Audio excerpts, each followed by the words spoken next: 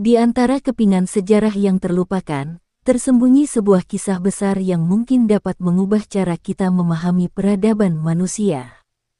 Sunda Wiwitan, Gunung Padang, dan Lemuria, tiga elemen yang tampaknya terpisah, bisa jadi adalah bagian dari benang merah yang menghubungkan Nusantara dengan sebuah peradaban yang jauh lebih tua daripada yang pernah kita bayangkan. Sunda Wiwitan sering dianggap hanya sebagai sistem kepercayaan adat. Tetapi, jika ditelusuri lebih dalam, ajaran ini mengandung pemahaman kosmologi yang luar biasa. Konsep Tritangtu di Buana membagi alam menjadi 3 tingkatan. Buana Nyungcung, sebagai dunia atas tempat roh-roh suci dan energi kosmik bersemayam. Buana Pancatengah, sebagai dunia manusia yang menjadi tempat keseimbangan antara langit dan bumi. Serta, Buana Larang, sebagai dunia bawah yang menjadi sumber energi dari tanah dan peradaban yang tersembunyi.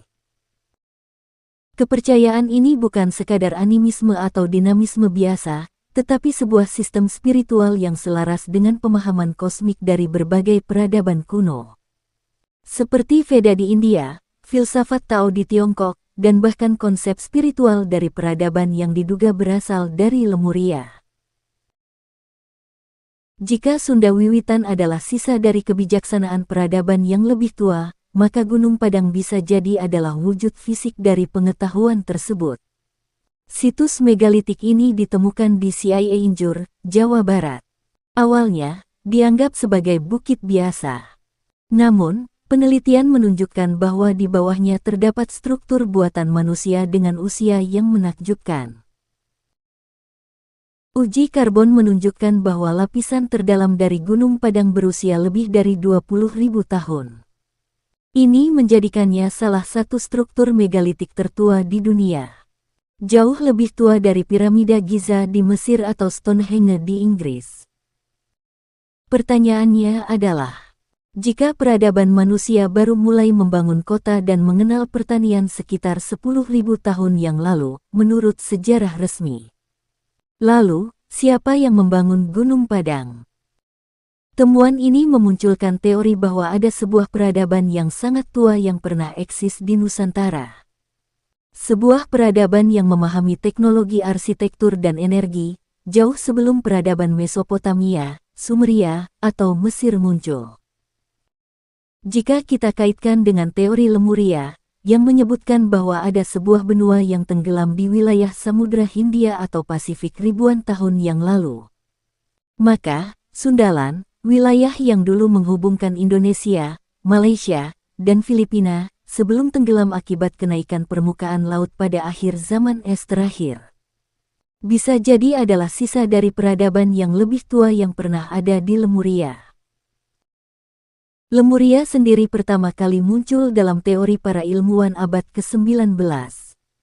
Mereka mencoba menjelaskan kesamaan flora dan fauna di Madagaskar, India, dan Nusantara.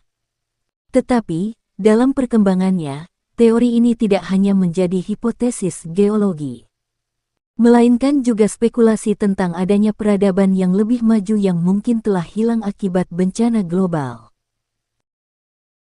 Jika benar bahwa Sundaland adalah bagian dari Lemuria, dan Gunung Padang adalah peninggalannya, maka, ini mengubah seluruh paradigma tentang asal-usul peradaban manusia.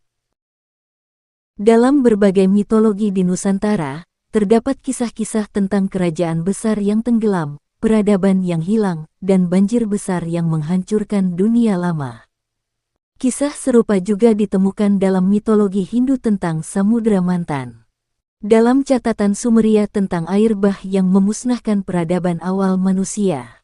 Serta, dalam mitos Atlantis yang ditulis oleh Plato. Semua kisah ini memiliki pola yang sama. Ada peradaban besar, ada bencana dahsyat, dan ada sedikit kelompok yang selamat yang kemudian melanjutkan peradaban di tempat yang baru. Jika kita menghubungkan ini dengan Gunung Padang, mungkinkah situs ini adalah salah satu tempat perlindungan terakhir dari peradaban yang lebih tua sebelum akhirnya benar-benar menghilang? Fakta bahwa Gunung Padang memiliki struktur berlapis, yang dibangun dalam periode waktu yang berbeda-beda. Menunjukkan bahwa situs ini mungkin telah dihuni dan digunakan oleh berbagai generasi dari peradaban yang berbeda. Ini semakin memperkuat dugaan bahwa Gunung Padang bukan sekadar situs megalitik biasa, tetapi pusat pengetahuan yang diwariskan dari zaman ke zaman. Menariknya, penelitian lebih lanjut menunjukkan adanya ruang-ruang kosong di dalam Gunung Padang yang hingga kini masih belum dapat dijelajahi. Apakah di dalamnya tersimpan artefak yang dapat mengubah cara kita melihat sejarah? Apakah ada bukti tertulis yang selama ini tersembunyi, yang dapat membuktikan bahwa ada peradaban maju yang pernah ada di Nusantara sebelum tenggelamnya Sundaland? Jika semua teori ini benar, maka sejarah manusia harus ditulis ulang. Nusantara bukan lagi sekadar wilayah yang ditemukan oleh para penjelajah asing, melainkan pusat dari peradaban yang lebih tua dan lebih maju dari yang selama ini kita kira. Mungkin selama ini, kita tidak sedang mencari jawaban di tempat yang salah. Tetapi, kita belum cukup berani untuk menggali lebih dalam dan menghadapi fakta bahwa sejarah yang kita kenal hanyalah permukaan dari sesuatu yang jauh lebih besar, lebih kompleks, dan lebih misterius dari yang pernah kita bayangkan.